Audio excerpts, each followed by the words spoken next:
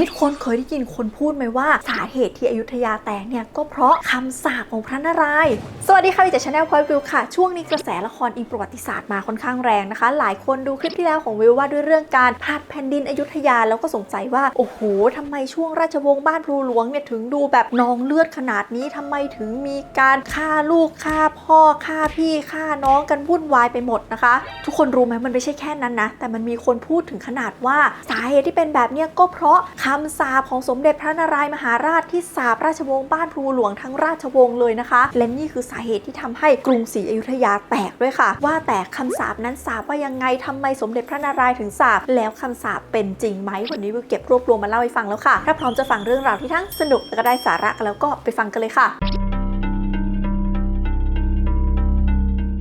ตามที่วิวได้ยินได้ฟังหรือว่าเคยอ่านมาเนี่ยนะคะคำสาปของสมเด็จพระนารายณ์มหาราชเนี่ยเกิดขึ้นในช่วงการผลัดแผ่นดินระหว่างแผ่นดินสมเด็จพระนารายณ์แล้วก็แผ่นดินของพระเพทราชานั่นแหละค่ะแล้วส่วนใหญ่นะคะในแต่ละเวอร์ชันที่วิวอ่านเรื่องคำสาปพระนารายณ์มาเนี่ยก็จะเล่าตรงกันเลยค่ะบอกว่าในสมัยของสมเด็จพระนารายณ์มหาราชเนี่ยเป็นสมัยที่กรุงศรีอยุธยาเจริญรุ่งเรืองถึงขีดสุดนะคะมีการติดต่อกับชาติตะวันตกมากมายมีคณะทูตจากฝรั่งเศสเดินทางมาเข้าเฝ้าสมเด็จพระนารายณ์มหาราชที่วังที่ลพบุรีมีการส่งราชทูตพญาโกษาธิบดีปานไปที่ฝรั่งเศสไปเยี่ยมชมแวร์ซายน์เราเนี่ยมีการส่งออกของคุณภาพดีพวกดินปืนเราเนี่ยดีถึงขนาดส่งไปขายที่ญี่ปุ่นเลยนะญี่ปุ่นนี่รีบซื้อดินปืนจากไทยไปเยอะแยะก่อนที่จะปิดประเทศนะคะแล้วก็จะมีเล่าเรื่องของฟอลคอนที่เป็นฝรั่งที่เข้ามารับใช้สมเด็จพระนารายณ์ทำให้ประเทศไทยเจริญรุ่งเรืองอะไรต่างๆแต่ทั้งหมดนี้จะจบไปเพราะการกบฏของอ้ายกบฏสองพ่อลูกก็คือพระเพทราชากับหลวงสรศักดิ์ค่ะซึ่งไม่พอใจการที่สมเด็จพระนารายณ์มหาราชเนี่ยไปเข้ากับชาวตะวันตกนะคะกลัวว่าจะเข้ารีดกลายเป็นฝรั่งยกประเทศให้เป็นเมืองขึ้นฝรั่งเศสแล้วก็กลัวว่าจะโดนฟอลคอนเป่าหูอะไรก็ว่ากันก็เลยเริ่มทำอย่างแรกเลยตอนที่สมเด็จพระนารายณ์มหาราชเนี่ยนอนประชวรอยู่นะคะก็ไปฆ่าเจ้าฟ้าอภัยโทษที่เป็นน้องเป็นคนที่จะได้ขึ้นครองราชย์ต่อนะแล้วก็ไปจับพระปีที่เป็นลูกบุญธรรมของพระนารายณ์เนี่ยโยนลงจากระเบียงแล้วก็ไปฆ่าฟอลคอนไปนู่นไปนี่ทำให้ในระหว่างนั้นเนี่ยสมเด็จพระนารายณ์มหาราชโกรธมากนะคะก็เลยลุกขึ้นมาค่ะแล้วก็สาปอ้ายกบฏสองพ่อลูกนะคะก่อนที่จะเสียใจมากๆจนสิ้นพระชนไปค่ะซึ่งในเวอร์ชั่นที่อ่านมาเนี่ยเขาก็จะบอกเลยนะบอกว่าด้วยคำสาปนานับประการของคนที่เป็นมหาราชคนที่ทำเพื่อบ้านเมืองเนี่ยก็เลยทำให้คำสาปเนี่ยรุนแรงมากนะคะแต่ละยุคแต่ละสมัยของราชวงศ์บ้านพลูหลวงก็เลยค่อนข้างจะไม่ราบรื่นเท่าไหร่ค่ะเริ่มตั้งแต่สมเด็จพระเพทราชาขึ้นมาปกครองปุ๊บก็จะเจอคนนั่นกบฏคนนี้กบฏทั้งราชการก็คือใช้เวลากับการปราบกบฏและยังไม่พอนะพระเพทราชาขึ้นมาปกครองเนี่ยก็ต้องการมเหสีเพิ่มก็ไปเอาน้องสาวพระนารายณ์กับลูกพระนารายณ์เนี่ยมาเป็นมเหสีซึ่งสองคนนี้ไม่ได้เต็มใจดังนั้นที่เขาเขียนไว้เนี่ยเขาก็จะบอกว่าพระเพทราชาใช้วิธีทำเสน่ห์นะจนกระทั่งได้ลูกมาเป็นเจ้าพระขวัญปรากฏว่าท้ายราชการเนี่ยก็น้องเลือดขึ้นมาอีกเพราะว่าหลวงสรศักดิ์ไม่พอใจกลัวเจ้าพระขวัญจะได้ราชบัลลังก์ไปก็เลยจับเจ้าพระขวัญฆ่าตอนที่พระเพทราชานอนป่วยอยู่พระเพทราชาก็เห็นภาพเดิมเหมือนกับที่ตัวเองทำกับสมเด็จพระนารายณ์แล้วก็สวรรคตไปส่วนหลวงสรศักดิ์ขึ้นมาปกครองเนี่ยก็เสวยน้ำจันทร์กินเหล้าประจำกินเหล้าเสร็จเนี่ยก็ทำบาปไปอีกเพราะว่ามีรสนิยมชอบผู้หญิงเด็กๆจะเรียกผู้หญิงเด็กๆเข้ามาคนไหนรับไม่ได้ร้องขึ้นมาก็กระทืบอกจนตายนะคะแล้วก็ต้องหามออกไปข้างนอกวังผ่านประตูบ่อยๆจนเขาเรียกประตูนี้ว่าประตูผีและด้วยความโหดร้ายจนแบบขึ้นชื่อเนี่ยคนก็เลยตั้งฉายาให้ว่าพระเจ้าเสือจบยุคพระเจ้าเสือไปคนถัดไปที่ขึ้นมาพระเจ้าท้ายสระองค์นี้ก็ทำบาปทำกรรมชอบตกปลาเป็นประจำแล้วก็ชอบกินปลาตะเพียนมากไม่ยอมให้ใครในประเทศนี้กินปลาตะเพียนเลยสั่งลงโทษเด็ดขาดกะว่าปลาตะเพียนทั้งประเทศนี้เป็นของฉันคนเดียวส่วนท้ายราชการก็ยังมีเรื่องน้องเลือดอีกเพราะว่าลูกของสมเด็จพระเจ้าท้ายสระเนี่ยก็ต้องไปทะเลาะกับน้องชายของสมเด็จพระเจ้าท้ายสระตีกันวุ่นวายน้องเลือดเป็นศึกกลางเมืองครั้งใหญ่เลยนะคะมีคนตายเยอะมากแล้วสุดท้ายเนี่ยลูกก็แพ้ไปนะคะคนที่ขึ้นมาแทนก็คือสมเด็จพระเจ้าอยู่หัวบรมโกศซึ่งที่ได้ชื่อว่าบรมโกศเนี่ยเพราะว่ากว่าจะได้ขึ้นมาเนี่ยก็ฆ่าญาติฆ่าหลานตัวเองไปเยอะมากคือน้องเลือดตั้งแต่ต้นรัชกาลย้ำว่าอันนี้เป็นในเวอร์ชันที่เขาเล่าเรื่องคำสาปนะไม่ใช่ประวัติศาสตร์นะแล้วปลายสมัยของสมเด็จพระเจ้าอยู่หัวบรมโกศเนี่ยคราวนี้คำสาปยิ่งทวีความรุนแรงใหญ่เลยเพราะว่ามีลูกเด่นๆอยู่ทั้งหมด7องค์ด้วยกันแต่ละองค์คือจบไม่ดีสักองค์นะคะคนแรกเนี่ยนะคะเจ้าฟ้ากุ้งจริงๆเป็นแคนดิเดตเลยว่าจะได้เป็นคนครองราชย์คนต่อไปแต่ว่าป่วยเป็นโรคสำหรับบุรุษนะคะยังไม่พอนะยังเป็นชู้กับสนมของพ่ออีกก็คือเจ้าฟ้าสังวาลสุดท้ายก็โด โดนสั่งเคี่ยนนะคะแล้วก็เอาเหล็กเนี่ยไปเผาจนแดงแล้วก็นาบแล้วก็ตายจากไปค่ะคนถัดมาก็คือเจ้าฟ้าเอกทัศน์เจ้าฟ้าเอกทัศน์นี่ก็ป่วยเป็นโรคเรื้อนนะคะชาวบ้านเรียกขุนหลวงขี้เรื้อนตอนแรกไม่ได้ราชบัลลังก์เพราะว่าพ่อสั่งให้สคิปไปให้น้องคนที่3นะแต่ว่าสุดท้ายก็ไปแสดงอิทธิฤทธิปาฏิหาริย์อะไรจนน้องเนี่ยยอมยกราชบัลลังก์ให้นะคะพอยกมาให้เสร็จก็ปกครองได้ไม่ดีมัวแต่เล่นบันเทิงไปวันๆแล้วก็ทำให้กรุงศรีอยุธยาแตกในที่สุดค่ะซึ่งบ้านปลายชีวิตก็คือจบไม่ดีนะเพราะว่าหลังจากที่กรุงศรีอยุธยาแตกก็หนีออกไปจากวังหนีออกไปเสร็จก็ไม่รู้จะใช้ชีวิตยังไงหนีไปตรงนั้นตรงนี้คนก็ตามล่าไปก็เลยกลายเป็นพระมหากษัตริย์อยุธยาที่อดตายนะคะส่วนคนถัดไปคนที่3คนเนี่ยจะดีหน่อยก็คือเจ้าฟ้าอุทุมพรซึ่งก็ไม่ได้มีปัญหาอะไรแต่ว่าพ่อเนี่ยสั่งให้มาปกครองข้ามหน้าพี่พอขึ้นปกครองปุ๊บพระเจ้าเอกทัศน์ก็ศึกมานะคะแล้วก็มาประทับอยู่ในพระที่นั่งสุริยาตอมรินทร์ซึ่งเป็นที่ประทับของกษัตริย์ดังนั้นน้องพระเจ้าเอกทัศน์ก็บอกว่าอายกให้พี่ก็ได้แล้วฉันก็ไปบวชดังนั้นน้องคนนี้ก็เลยได้ชื่อว่าขุนหลวงหาวัดซึ่งเดี๋ยวก็จะต้องแบบศึกออกมาช่วยนู่นช่วยนี่นิดหน่อยสุดท้ายก็กลับไปบวชอีกครั้งจนกระทั่งกรุงแตกก็ถูกกวาดต้อนไปที่พม่านะคะแล้วก็สวรรคตที่พม่าค่ะถัดจากพระเจ้าเอกทัศน์ไปเนี่ยลูกของพระเจ้าอยู่หัวบรมโกศก็จะมีกรมหมื่นเทพพิพิธซึ่งก็สร้างเรื่องสร้างราวใหญ่โตส่งไปลบก็ไม่สามารถลบได้นู่นนี่นั่นจนกระทั่งในที่สุดก็คือมาโดนประหารในสมัยของพระเจ้าตากเพราะว่าพยายามจะตั้งแผ่นดินของตัวเองนะคะแล้วลูกของพระเจ้าอยู่หัวบรมโกศอีก3คนที่เหลือที่เราไม่ได้พูดถึงแยกแล้วกันเนี่ยก็มีการตีกันในหมู่พี่น้องอะไรฆ่ากันตายเหมือนกันนะคะดังนั้นถ้าเอาตามที่เขาเขียนถึงคำสาปเนี่ยเขาก็จะบอกเลยว่านี่แหละคำพูดของสมเด็จพระนารายณ์มหาราชคนที่รักบ้านรักเมืองเนี่ยทำให้ราชวงศ์บ้านภูหลวงถึงการชิบหายจนกระทั่งกรุงศรีอยุธยาแตกก็เพราะว่าไปล้มราชบัลลังก์ของพระนารายณ์นั่นแหละค่ะฟังไปแบบนี้นะคะใครที่แบบอ่านประวัติศาสตร์อยุธยาจากหนังสือเรียนสัก 30-40 ปีที่แล้วหรือว่าเสพประวัติศาสตร์อยุธยาจากละครอิงประวัติศาสตร์เสพจากนวนิยายอิงประวัติศาสตร์เนี่ยก็จะอาจจะรู้สึกว่าเฮ้ยมันจริงอ่ะมันน่ากลัวมากเลยในยุคสมัยนั้นมีแต่การนองเลือดมีแต่การผลัดแผ่นดินเดี๋ยวพี่ฆ่าน้องน้องฆ่าพี่พ่อฆ่าลูกลูกฆ่าพ่อแต่สำหรับใครที่เสพประวัติศาสตร์อยุธยามากกว่านั้นแล้วเสพหลายแหล่งมากกว่านั้นอาจจะเริ่มเอะว่าเฮ้ยมันก็ไม่น่าจะเป็นขนาดนั้นหรือเปล่าสมัยปลายอยุธยามันน่าจะมีอะไรที่มันดีบ้างแหละมันไม่น่าจะชิบหายขนาดนั้นและที่สำคัญนะจริงๆแล้วถ้าดูคลิปที่แล้วของวิวเนี่ยที่วิวไล่เรื่องการผลัดราชบัลลังก์อยุธยาไปก็จะเห็นว่าเขาก็แย่งราชบัลลังก์กันมาตั้งแต่ต้นกรุงศรีอยุธยาไล่มาจนกระทั่งถึงท้ายๆเลยมันก็มีทุกยุคทุกสมัยมีการนองเลือดลูกฆ่าพ่อพ่อฆ่าลูกวางยาอะไรกันเป็นปกติทำไมถึงบอกว่าสมัยราชวงศ์บ้านภูหลวงเป็นราชวงศ์ที่ต้องสาปราชวงศ์เดียวในเมื่อยุคอื่นๆมันก็มีเหมือนกันดังนั้นนะคะอยากรู้แล้วก็ต้องค้นเพิ่มค่ะวิวก็เลยไปพยายามหาหลักฐานในประวัติศาสตร์นะคะว่าเรื่องคำสาปพระนารายณ์เนี่ยมีจริงหรือเป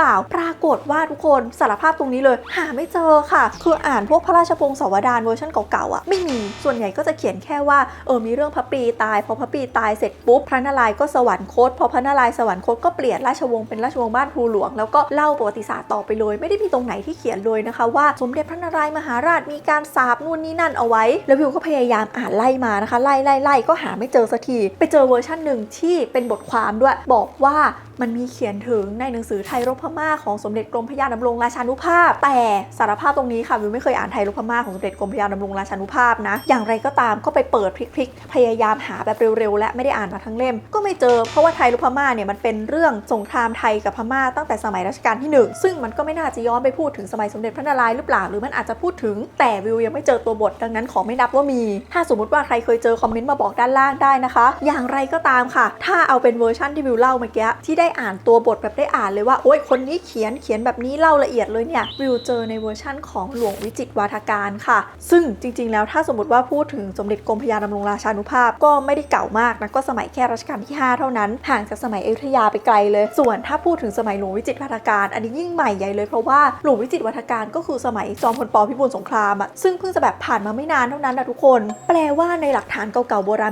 ณเนี่ยก็ไม่มีเขียนถึงเพิ่งจะมาเขียนถึงในยุคสมัยใหม่มากๆขนาดนี้ก่อนหน้านี้เวลาที่เราศึกษาประวัติศาสตร์ไทยเราจะอิงกับหลวงวิจิตรวาทการกันมากๆเพราะว่าหลวงวิจิตรวาทการเป็นคนวางรากฐานการศึกษาเรื่องแบบประวัติศาสตร์ของประเทศไทยเพราะว่าหลวงวิจิตรวาทการก็คือเป็นแบบอยู่กระทรวงศึกษาดูแลเรื่องการเขียนประวัติศาสตร์ชาติในสมัยจอมพลป.ไงดังนั้นแนวคิดของหลวงวิจิตรวาทการก็จะส่งผลมาแบบค่อนข้างจะยาวนานเลยนะคะเพิ่งจะมายุคหลัง งๆนี่เองที่คนเริ่มแบบตั้งคำถามกันว่า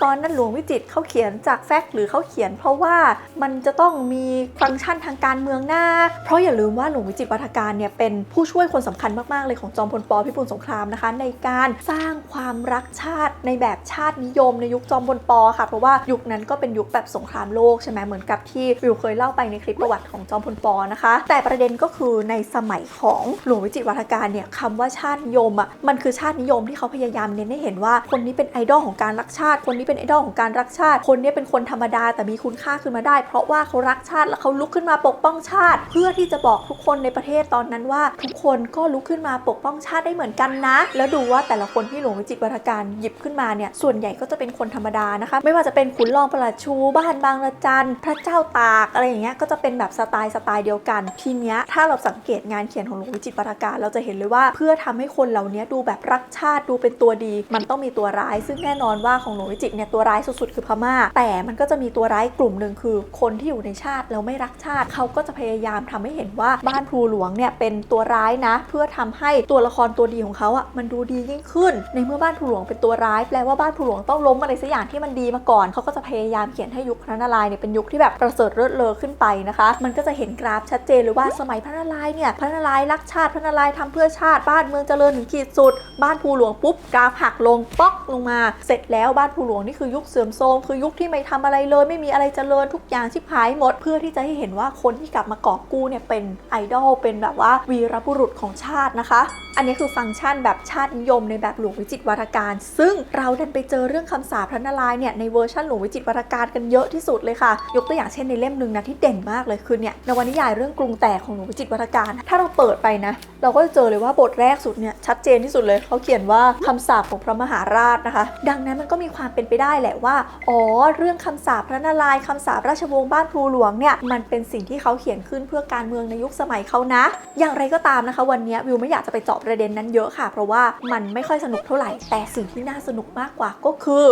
อปกติเราบอกว่าประวัติศาสตร์นิยายประวัติศาสตร์นู่นนี่นั่นมันก็น่าจะควรมีเขาความจริงบ้างหรือเปล่าวันนี้เรามาคุยกันดีกว่าว่าสรุปแล้วที่หลวงวิจิตรวาทการเอามาเขียนเนี่ยคำสาปพระนารายณ์มีจริงไหมในยุคบ้านพลูหลวงเนี่ยเป็นยุคที่เสื่อมโทรมขนาดนั้นจริงหรือเปล่าบ้านเมืองไม่พัฒนาขนาดนั้นจริงหรือเปล่าและสุดท้ายก็คือกรุงแตกเพราะว่าความไม่เอาไหนของกษัตริย์ราชวงศ์บ้านพลูหลวงหรือเปล่านะคะอย่างแรกเลยก็อย่างที่บอกนะคะว่าแต่ละยุคแต่ละสมัยเนี่ยมันก็มีการผลัดเปลี่ยนแผ่นดินกันแบบนองเลือดมาตลอดมันไม่ได้เกี่ยวกับตอนราชวงศ์บ้านพลูหลวงเลยนี่ยังไม่นับว่าในสมัยอยุธยาเนี่ยเขาไม่ได้มีคอนเซปต์การเป็นราชวงศ์ทุกคนคอนเซปต์ของการเป็นราชวงศ์เนี่ยมันเป็นคอนเซปต์ที่มาทีหลังที่แบบเหมือนเราได้รับอิทธิพลจากตะวันตกแล้วเราค่อยย้อนไปดูว่าใครเป็น House of นั้น House of นี้แบบ House of บ้านพลูหลวงคือถ้าเราไปถามสมเด็จพระเพทราชาหรือว่าหลวงสรศักดิ์ท่านก็คงไม่บอกว่าตัวเองมาจากราชวงศ์บ้านพลูหลวงท่านก็บอกว่าก็ท่านก็คือขึ้นปกครองธรรมดาแล้วมันค่อยมีนักประวัติศาสตร์ยุคหลังหรือว่าใดๆก็ตามในยุคหลังเนี่ยไปเขียนว่า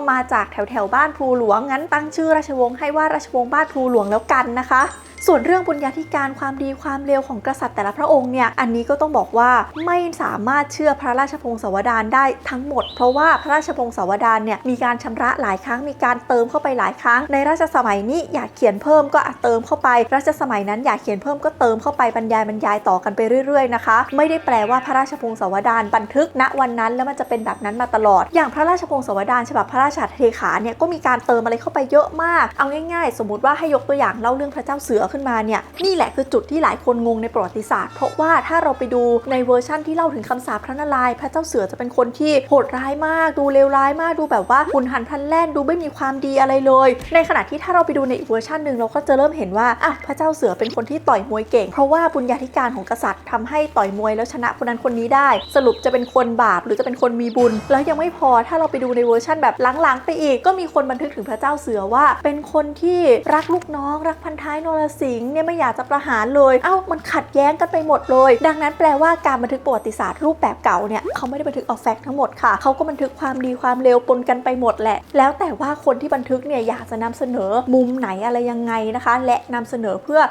จุดประสงค์อะไรด้วยแต่บางคนอาจจะบอกว่าที่พูดอยู่ตอนนี้มันก็ดูลอยๆเกินไปขออะไรที่เป็นแฟกต์ได้ไหมสรุปสมัยราชวงศ์บ้านพลูหลวงเนี่ยอยุธยาเสื่อมจริงหรือเปล่าเป็นยุคแบบว่านิวโลหรือเปล่าอันนี้ก็ต้องบอกว่าก็ไม่ได้เชิงแบบนั้นอีกค่ะเพราะว่าถ้าเรา จะดูด้านความแบบเสื่อมความเจริญเราต้องดูด้านเศรษฐกิจใช่ปะเรามาดูเศรษฐกิจสมัยราชวงศ์บ้านพลูหลวงกันดีกว่าอย่างแรกเลยเรื่องความไม่ชอบตะวันตกหลายคนชอบบอกว่าเนี่ยพระเพทราชากับหลวงสรสางไม่ชอบชาวตะวันตกนะก็เลยฆ่าฟอลคอนแล้วก็ขับไล่ฝรั่งกลับไปใช่ไหมคะแต่นักวิชาการสมัยเนี้ยเขาค่อนข้างจะวิเคราะห์มากกว่าค่ะว่าที่ไม่ชอบไม่ใช่ไม่ชอบชาวตะวันตกแต่ไม่ชอบฟอลคอนคนเดียวนั่นแหละเป็นการส่วนตัวเลยนะคะอาจจะแบบนิสัยเข้ากันไม่ได้หรือว่ามีเรื่องผลประโยชน์หรือเรื่องใดๆก็ตามเพราะว่าในสมัยของพระเพทราชาเนี่ยก็ยังมีบาทหลวงกีตาชัสที่สามารถเข้าเฝ้าพระองค์ได้เลยถ้าไม่โอเคกับชาวตะวันตกทั้งหมดทำไมถึงให้บาทหลวงตะวันตกเข้าเฝ้าล่ะแล้วเรื่องการค้าเนี่ยที่เราค้าขายกับตะวันตกน้อยลงอาจจะไม่ใช่เป็นที่ฝ่ายเรานะอาจจะเป็นที่ฝั่งตะวันตกเองก็ได้เพราะในเวลาเดียวกันเนี่ยในยุโรปก็มีปัญหาเหมือนกันคือมันเพิ่งเริ่มสงคราม7 ปีระหว่างอังกฤษกับฝรั่งเศสเขาก็อาจจะไม่ได้มีทรัพยากรอะไรมาค้าขายกับเราประกอบกับตอนนั้นเหมือนเทรนด์มันเปลี่ยนตอนแรกๆที่ตะวันตกค้าขายกับเราคือเขามาซื้อของป่าใช่ปะแต่ตอนนั้นเขาเริ่มไม่ชอบของป่าจากเราแล้วเขาเริ่มหันไปสนใจใบชาจากจีนแล้วก็ฝ้ายจากอินเดียมากกว่าซึ่งการไม่ได้ค้าขายกับตะวันตกเนี่ยไม่ได้หมายความว่าเศรษฐกิจของอยุธยาจะแย่นะเพราะว่าตอนนั้นอยุธยาก็ยังมีตลาดของตัวเองอยู่คืออยุธยาเนี่ยคู่ค้าสำคัญเขาคือทางฝั่งเบงกอลแล้วก็ทะเลจีนใต้ในยุคสมัยนั้นเนี่ยเขาก็ยังส่งสินค้าไปขายที่อินเดียไปขายที่เปอร์เซียสเปนสกอตแลนด์เดนมาร์กรวมถึงพ่อค้าชาวฮอลันดาก็ยังอยู่ในอยุธยาจนถึงแบบยุคกรุงแตกเลยก็คือฝรั่งเศสมันเป็นแค่การแบบเปิดตลาดใหม่สมัยพระนารายณ์ไงการที่ฝรั่งเศสหายไปไม่ได้แปลว่าอยุธยาไม่มีการค้าเหลืออยู่เลยนะคะแล้วยังไม่พอนะคะในช่วงพุทธศักราชที่ 2264 เนี่ยตอนนั้นจีนก็คือเกิดแบบการขาดแคลนอาหารหนักมากกลายเป็นว่าอยุธยาส่งออกข้าวไปจีนเยอะมากในช่วงนั้นอีกนะคะต้องบอกว่าในสมัยราชวงศ์บ้านพลูหลวงเนี่ยจริงๆแล้วอยุธยาคืออู้ฟู่หนักมากนะซึ่งมันก็จะไปสอดคล้องกับที่เขาบอกว่าอยุธยาอู้ฟู่มากไร่รำอย่างเดียวศิลปะเฟื่องฟูจนไม่ไปตั้งใจรบตอนท้ายถ้าสมมติว่าอยุธยาเศรษฐกิจไม่ดีมีแต่ความเสื่อมแล้วเอาตังค์ที่ไหนไปอู้ฟู่จนไม่เตรียมการรบนึกออกไหมนี่ยังไม่ได้ประเด็นเรื่องว่าสรุปได้เตรียมการรบหรือไม่ได้เตรียมนะเอาแค่นี้ก่อนว่ามันก็ขัดกันแล้วแล้วถ้าไม่นับด้านเศรษฐกิจนะคะด้านอื่นๆอยุธยาตอนปลายนี่ก็ค่อนข้างเฟื่องฟูนะมีกฎหมายตราสามดวงที่แบบเดี๋ยวจะเป็นรากฐานของกฎหมายรัตนโกสินทร์ต่อไปมีการแบบทำสัมมโนประชากรตามหัวเมืองต่างๆมีการตรวจสอบนายที่เป็นคนคุมไพร่แล้วก็ยังมีการขุดคลองมหาชัยนะคะในสมัยพระเจ้าเสือที่มาเสร็จแบบในสมัยพระเจ้าทายสะที่ทำให้การคมนาคมขนส่งคือดีขึ้นแบบเยอะมากๆดังนั้นถ้าจะบอกว่าสมัยบ้านพลูหลวงเป็นยุคเสื่อมหรือว่าน่าจะไม่ใช่นะเพราะว่ามันก็เหมือนกับยุคอื่นๆมันก็เป็นยุคที่แบบมีความเจริญเฟื่องฟูในแบบของมันเหมือนกันส่วนอีกประเด็นหนึ่งก็คือถ้าบอกว่าบ้านเมืองเจริญรุ่งเรืองแบบที่บอกเมื่อกี้แล้วมัวแต่รุ่งเรืองมัวแต่ว่าชิลไม่เตรียมพร้อมอะไรจนสุดท้ายกรุงแตกจริงหรือเปล่าไม่เก่งจริงหรือเปล่าอันนี้ก็ต้องบอกว่าจริงๆแล้วรายละเอียดเนี่ยมันเยอะมากนะคะเราคงพูดไม่หมดในคลิปนี้เพราะว่าเรื่องกรุงแตกนี่พูดได้เป็นแบบ10คลิปเลยแต่ว่าถ้าเอาแค่ว่าพระเจ้าเอกทัตเก่งหรือเปล่าเนี่ยนะคะหลายคนจะชอบบอกว่าพระเจ้าเอกทัตหลงสุรานารีจนกระทั่งไม่ไปเตรียมตัวตอนที่กรุงแตกใช่ไหมเหมือนกับบทที่เราบอกว่าสวรรค์ชั้นกวีรุจิรัตน์อะไรที่ชมว่าอันนี้คือสวรรค์ชั้นกวีนะอันนั้นก็มาจาก3กรุงใช่ไหมเล่าถึงตอนกรุงแตกว่ามัวแต่แต่งกลแต่งกลอนแล้วก็บอกว่านี่คือสวรรค์ชั้นกวีเป็นการประชดว่ากรุงจะแตกอยู่แล้วยังมัวแต่แต่งกลอนกันอีกถ้าเราไปดูหลักฐานใหม่ๆแบบนี้เช่นแบบ3กรุงหรือว่าพระราชพงศาวดารฉบับพระราชหัตถเลขาเราก็จะเจอเขาแบบนี้อยู่แหละแต่ถ้าเราดูเก่าไปกว่านั้นอีกเช่นคำให้การของชาวกรุงเก่าเราจะเจอแบบพระราชกรณียกิจของพระเจ้าเอกทัตพอสมควรเลยเช่นพยายามปรับพวกมาตราช่างตวงวัดให้ได้มาตรฐานคนที่ไม่ปกครองเลยแล้วไม่เก่งเลยเนี่ยจะทำอะไรแบบนี้หรอหรือถ้าเราไปดูแบบมหาวงศ์ที่เป็นพงศาวดารฝั่งพม่าจะเขียนเลยว่าพระเจ้าเอกทัตเนี่ยป้องกันบ้านเมืองอย่างแข็งขันขนาดไหนวันๆนี่ไม่ใช่แค่หมกตัวอยู่ในวังนะแต่ว่ามีการแบบทำกับดักสร้างป้อมปราการทางน้ำเพื่อยันฆ่าศึกเอาไว้แล้วนี่ยังไม่นับที่คนสมัยนี้ชอบพูดกันอีกว่าพระเจ้าเอกทัตยันพม่าอยู่ได้ตั้งเกือบเป็นปีถ้าสมมติไม่เก่งจริงไม่ยันได้นานขนาดนั้นหรอกจนแบบน้ำขึ้นแล้วปกติพม่าต้องกลับปรากฏว่ารอบนี้พม่าเก่งผิดปกติน้ำลดแล้วยังไม่กลับกรุงถึงแตกนะคะดังนั้นนักวิชาการสมัยปัจจุบันเนี่ยเขาก็จะวิเคราะห์กันมากกว่าว่าสาเหตุที่กรุงแตกเนี่ยมันไม่ใช่ประเด็นเรื่องพระเจ้าเอกทัตไม่เก่งหรืออะไรนะแต่ว่ามันเป็นปัญหาเรื่องกำลังพลในกรุงศรีอยุธยาเพราะว่ามันคือช่วงเวลาที่แบบผ่านการผลัดแผ่นดินมาหลายรอบแล้วมันก็มีการต่อสู้กันภายในอะไรทำให้กำลังพลไม่พอส่วนอีกเรื่องนึงที่ทำให้กำลังพลไม่พอเพราะว่าไพร่มีเยอะไม่พอค่ะ คือเศรษฐกิจมันดีจัดหลายคนก็เลยเลือกไปเป็นพ่อค้าอะไรเงี้ยไม่ยอมมาเกณฑ์เป็นไพร่ซึ่งเขาต้องเอาไพร่ไปทำทหารนึกออกปะแล้วการทำสัมมโนประชากรในสมัยพระเจ้าอยู่หัวบรมโกศเนี่ยก็ชี้เห็นตรงนี้เลยแหละว่ามันมีคนจำนวนนึงเลยนะที่แบบยังไม่ได้มาขึ้นทะเบียนเป็นไพร่ให้เรียบร้อยนู่นนี่นั่นแล้วพอมันมีปัญหาศึกอังวะเนี่ยพอไพร่พลไม่พอกำลังพลไม่พอมันก็เลยเป็นปัญหาจนกระทั่งทำให้กรุงแตกนั่นเองค่ะดังนั้นถ้าพูดในแง่นี้นะคะอันเนี้ยความเห็นส่วนตัวนะวิวสำหรับวิวที่อ่านมาทั้งหมดนี้แล้ววิเคราะห์มาทั้งหมดนี้เนี่ยคิดว่าคำสาปพระนารายณ์ไม่น่าจะมีจริงน่าจะเป็นเรื่องที่แต่งขึ้นภายหลังด้วยอย่างแรกอันนี้ในแง่ของการแบบเป็นคำสาปเลยนะส่วนในแง่ของความเสื่อมของราชวงศ์บ้านพลูหลวงเนี่ยวิวว่ามันก็เหมือนกับที่อื่นๆนะคะที่มันก็มีเจริญแล้วก็มีเสื่อมตามปกติแต่ว่ามันไม่ได้ถึงขั้นแบบโดนคำสาปจนแบบชิบหายไม่เหลืออะไรดีเลยนะคะมันก็เป็นไปตามกาลและเวลาและเหตุและปัจจัยที่ควรจะเป็นในช่วงเวลาที่อาณาจักรนึงเนี่ยเจริญมาแบบ400 ปีแล้วมันโดนอิทธิพลภายในอิทธิพลภายนอกจนทำให้มันต้องสลายไปในที่สุดค่ะว่าแต่ฟังแบบนี้แล้วทุกคนคิดยังไงคะคิดว่าคำสาปพระนารายณ์มีจริงหรือเปล่าราชวงศ์บ้านพลูหลวงเป็นช่วงเวลาที่แบบเสื่อมโทรมของอยุธยาจริงไหมลองคอมเมนต์มาคุยกับวิวด้านล่างได้นะคะและสำหรับวันนี้ถ้าสมมติว่าใครชื่นชอบคลิปนี้อย่าลืมกดไลค์เป็นกำลังใจให้วิวแล้วก็กดแชร์ไปชวนเพื่อนๆมาดูด้วยกันค่ะแล้วพบกันใหม่โอกาสหน้านะคะทุกคนบ๊ายบายสวัสดีค่ะโอ้ทุกคนจะบอกว่าคลิปนี้แอบขนลุกเลยคือไม่รู้ว่าเกิดอะไรขึ้นแต่ว่า2 รอบแล้วนะอัดคลิปมาเป็นพันคลิปเนี่ยไม่เคยมีปัญหากับไฟล์คลิปมาก่อนเลยมีปัญหากับไฟล์ครั้งแรกคือตอนเล่าเรื่องการนองเลือดตอนผลัดแผ่นดินอยุธยาไม่ได้งมงายนะก็ยังรู้สึกว่าไฟล์มีปัญหาไม่เป็นไรเอาใหม่อัดใหม่แล้วก็ผ่านจากคลิปนั้นมาก็ทำคลิปอื่นปกติก็ใช้อุปกรณ์เซตเดิมลองเปลี่ยนอัพการ์ดเสียลองเปลี่ยนการ์ดไหมก็ไม่มีปัญหาอะไรทุกอย่างปกติมาจนมาคลิปนี้เหมือนเดิมทุกอย่างแล้วไม่ใช่การ์ดใบเดิมด้วยนะเปลี่ยนการ์ดมาอีกใบหนึ่งแล้วอะแล้วไฟล์เสียตอนนี้เล่าเรื่องการแบบนองเลือดคำสาปราชวงศ์บ้านพลูหลวงมากๆเลยแล้วก็นั่นแหละค่ะไฟล์เสียอีกรอบก็เลยต้องอัดคลิปนี้ใหม่อีกครั้งหนึ่งไม่รู้เหมือนกันว่าเกิดอะไรขึ้นแต่แอบขนลุกเล็กๆเหมือนกันที่พูดถึงบ้านพลูหลวง2 รอบไฟล์เจ๊งแบบเดียวกัน2 รอบเลยจาก 1,000 คลิปหรือกี่คลิปที่เล่ามาตลอดเปิดช่องเนี่ยมีปัญหาแบบเดิม2 รอบแค่2 ครั้งเท่านั้นตอนเล่าถึงบ้านพลูหลวงทุกคนเอาเป็นว่าไม่รู้เหมือนกันนะคะว่าเกิดอะไรขึ้นวันนี้ลาไปก่อนแล้วกันนะทุกคนบ๊ายบายสวัสดีค่ะ